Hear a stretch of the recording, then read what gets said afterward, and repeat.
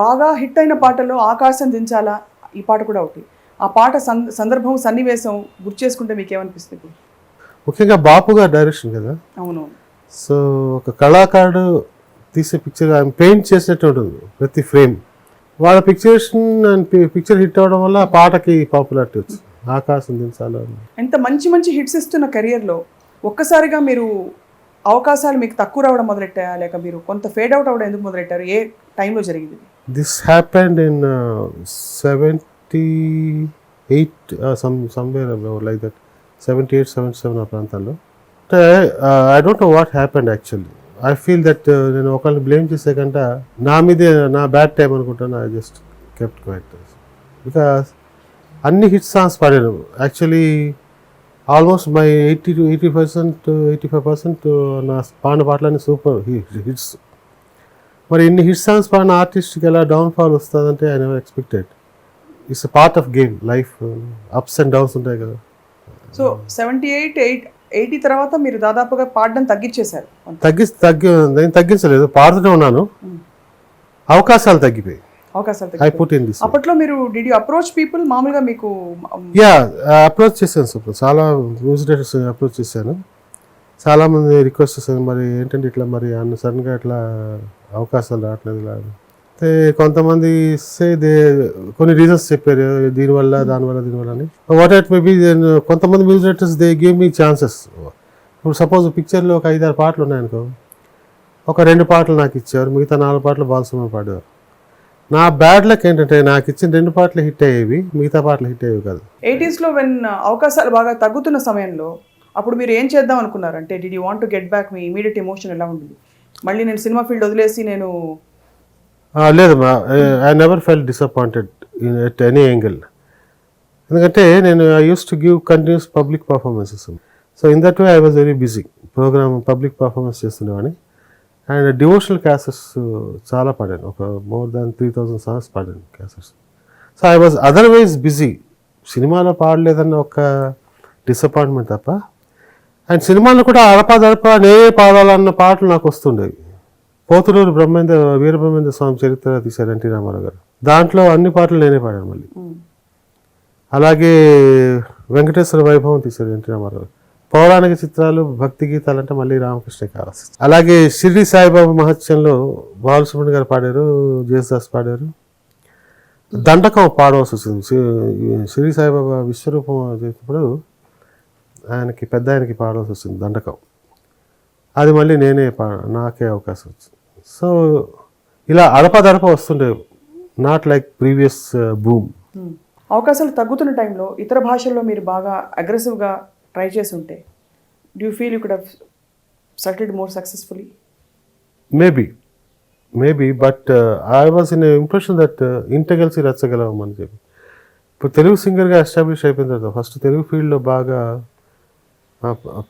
ప్రాముఖ్యత చెంది బాగా ఒక ఎస్టాబ్లిష్ అయిన తర్వాత then let me try for other language అని. But even then I got some opportunities in Kannada మూవీస్లో. అప్పటి విష్ణువర్ధన్ గారికి, రాజ్ కుమార్ గారికి, చాలామంది ఆర్టిస్టులు పాడండి. 10 పిక్చర్స్ పాడండి కన్నడలో. ఘంటసాల గారు కాకుండా మీ ఫేవరెట్ సింగర్ ఎవరైనా ఉన్నారా? మీకు ఇన్స్పిరేషన్ ఇచ్చిన సింగర్ ఈ తరం అయినా కావచ్చు, somebody who you see now, ఇప్పుడు ఈ తరం సింగర్స్లో చూసి బా ఎంత బాగా పాడుతున్నాడు అని అనిపించే సింగర్స్? ఈ తరంలో చాలామంది singers. First I say Balasubrahmanyam, SP Balasubrahmanyam. నాకు అతని మాడ్యులేషన్ కానీ ఆయన రెండరింగ్ చాలా ఇష్టం. తర్వాత కారుణ్య. దెన్ రీసెంట్లీ మనకి Sriram. I must heartily congratulate Sriram. He achieved the goal and ఇన్ని కోట్ల మంది అభిమానం పొందడం. That's all because of the media. ఇదే శ్రీరామ్ మీడియా లేదనుకోండి, కష్టమయ్యేది. అతనికి అంత ఇది వచ్చేదా, పాపులారిటీ వచ్చేదా? అవన్నీ లేకపోవడాన్ని దాటి చొచ్చుకుపోవాలంటే సినిమా ఫీల్డ్లో రాణించడానికి ఏం కావాలంటారు? ఎందుకంటే ఉదాహరణకి బాలు గారికి కూడా మీడియా లేదు ఒక టైంలో, బట్ ఆయన చొచ్చుకుపోయారు, దూసుకుపోయారు. సో ఫైనలీ అల్టిమేట్గా ఇప్పుడు సింగర్స్కి మీరు సలహా ఇస్తే what is it that we would give? అదృష్టం కూడా, అదృష్టం రావాలి. నెక్స్ట్ వాళ్ళ కాన్సన్ట్రేషన్ అండ్ డెడికేషన్. తర్వాత ఇప్పుడు చూడండి, మరి ఇంతమంది సింగర్స్ ఉన్నారు కదా, అంటే పరులు నొచ్చుకొని ఒక మాట మిమ్మల్ని అడుగుతున్నాను నేను. ఇంతమంది సింగర్స్ మనకు కనబడుతున్నారు. రోజు పొద్దున్న లేస్తే ఒక 10-15 మంది సింగర్స్ కాంపిటీషన్స్లో ఫస్ట్ ప్రైజ్ సెకండ్ ప్రైజ్ తీసుకుని వస్తారు. తెలుగు ఫీల్డ్లో ఎంతవరకు తెలుగు సింగర్స్ పాడుతున్నారు మీరు చెప్పండి. భాష రాను అని తీసుకొచ్చి వాడు ఏం పలికితే అదే ఓకే చేసి అంత అవసరం ఉందా అని మీరు ప్రశ్న అని నాకు ఒక డౌట్. ఇప్పుడు అంటే అప్పట్లో అంతమంది సింగర్స్ లేరు కాబట్టి ఓకే. ఇప్పుడు మరి పొద్దున్న లేస్తే మీరు టీవీ ఛానల్స్ చూస్తే ఎంతమంది సింగర్స్. అఫ్ కోర్స్ అంటే అప్పుడు వాళ్ళని పాడించడం అవకాశం ఇవ్వాలంటే వాళ్ళతో రిహార్సల్స్ చేయించి కొంచెం మనం తరిఫి తీయాలి. ఎవడో పుట్టగానే పండితుడు కాదు స్వప్న. మేము కూడా, నేను బాలసుబ్రహ్మణ్యం కూడా కొత్తలు చాలా ఫేస్ చేసాము. లక్కీగా మాకు అప్పట్లో రిహార్సల్స్ ఉండేవి. నాన్న అలా కాదు బాబు ఇలా పాడు, ఇలా కాదు బాబు అలా పాడు. ఇప్పుడు అలా పాడించుకోవడానికి టైం లేదు ఎవరికి, నో టైం. స్క్రిప్ట్ తెలియదు, సాంగ్ తెలియదు, ఎవరు పాడతారో తెలియదు. ఇప్పుడు ఈ మధ్య రీసెంట్గా నేను 2-3 సందర్భంలో పాడడం జరిగింది. ఏం పాట తెలియదు, అంత ట్రాక్ సిస్టమ్ మొత్తం. నా ముక్క నేను పాడి వెళ్ళిపోతాను, ఇంకో ఆవిడ ఎవరితో పాడుతుందో తెలియదు, సింగర్ పాడుతుందో తెలియదు, ఆవిడ ముక్క పాడి వెళ్ళిపోతుంది.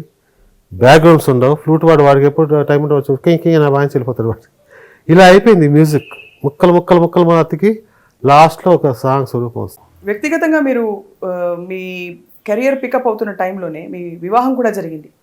మీ శ్రీమతి గారు మీరు ఎప్పుడు చూసారు ఫస్ట్ టైం అసలు? అండ్ ఆవిడ కూడా పాడడం, కలిసి రావడం, ఇద్దరు పాడేవాళ్ళు ఒకే ఇంట్లో ఉంటే ఎవరు పాడతారు, ఎవరు వింటారు?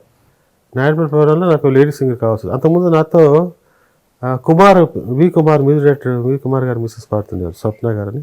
ఆవిడ పాడుతుండేవారు. తర్వాత ఆవిడకి ఏదో క్లాష్ అయ్యి ఒక ప్రోగ్రామ్ క్లాష్ వస్తే then I ask my PA to take కొత్త సింగర్ చూడంటే వాడు తీసుకొచ్చారు ఈ అమ్మాయిని. జ్యోతి అప్పట్లో వేరే ఆనంద్ ప్రోగ్రామ్స్ పాడుతుండే తను, నాకు అప్పుడు పరిచయం లేదు. తీసుకొస్తే దాన్ని నాయుడుపేట ఫస్ట్ ప్రోగ్రామ్ ఇది కలిసి చూసి. సో కొన్ని ప్రోగ్రాంలు అయిపోయాక దెన్ ఐ డిసైడెడ్ ఓకే నా ప్రొఫెషన్ పాట కాబట్టి బెటర్ హాఫ్ కూడా సింగర్ని సెలెక్ట్ చేసుకుంటే ఒకళ్ళు సాధక బాధకాలు ఒకళ్ళకి అర్థం అవుతాయి, దెన్ మిస్అండర్స్టాండింగ్స్ రావడానికి స్కోప్ తక్కువ ఉంటుందని I decided and married her. Love marriage. ఆ తర్వాత ఎప్పుడైనా కలిసి పాడారా? మ్యారేజ్ అయిపోయి కూడా చాలా ప్రోగ్రామ్స్ కలిసి. జ్యోతి గారు, రామకృష్ణ గారి పాటలో మీకు బాగా నచ్చిన విషయం?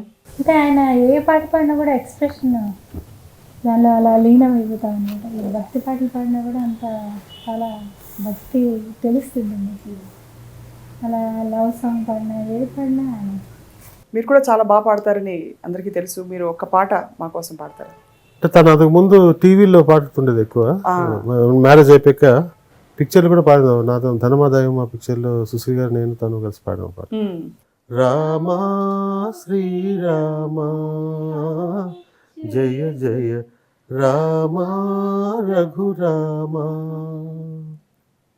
నమామి రామ ప్రభు హే ప్రభు నమామి రామ ప్రభు హే ప్రభు జయ జయ రామా శ్రీరామా జయ జయ రామా రఘురామా. ఇప్పుడు తరం సింగర్స్ చూస్తుంటే రామకృష్ణ గారు, అప్పుడు పాటకి ఇప్పుడు పాటకి తేడా ఏమిటనుకుంటున్నారు? ఇప్పుడు సింగర్స్కి అవకాశాలు ఇంకా బెటర్గా ఉన్నాయా? డెఫినెట్గా అమ్మా. ఈ అవకాశాలు అప్పట్లో మాకు అసలు లేనేరు. మీరు అన్నారు కదా అప్పుడు ఈ గ్యాప్ టైం, నిజంగా ఈ మీడియా అప్పుడు వచ్చి ఉంటే I would have been busy with channels. ఇప్పుడు ప్రస్తుతం మీరు సింగింగ్ నుంచి దూరం అవడానికి ప్రధాన కారణం అంటే మెయిన్ స్ట్రీమ్ ప్లేబ్యాక్ సింగింగ్లో అవకాశాలు ఈ తరం వారికి ఎక్కువ రావడమా, లేక నటన పట్ల మీకు నిజంగానే ఇష్టం కలగడమా? సింగింగ్ నుంచి దూరం అనే మాట నేను ఒప్పుకోను. నేను నా ఆఖరి ఊపిరినంత వరకు పాడుతూనే ఉంటాను. సినిమా సింగింగ్ నుంచి దూరం చేశారు, నేను దూరం అవ్వలేదు. Even today I'm ready to sing if any producer come forward give me అవకాశం. సో పాట అనేది నాకు నా భర్తతో వచ్చింది. అది ఆ పాట సినిమాలో పాడడామా, ప్రైవేట్గా పాడడామా, పబ్లిక్లో ప్రోగ్రామ్స్లో పాడడామా, అదే difference. So I will keep singing for ever.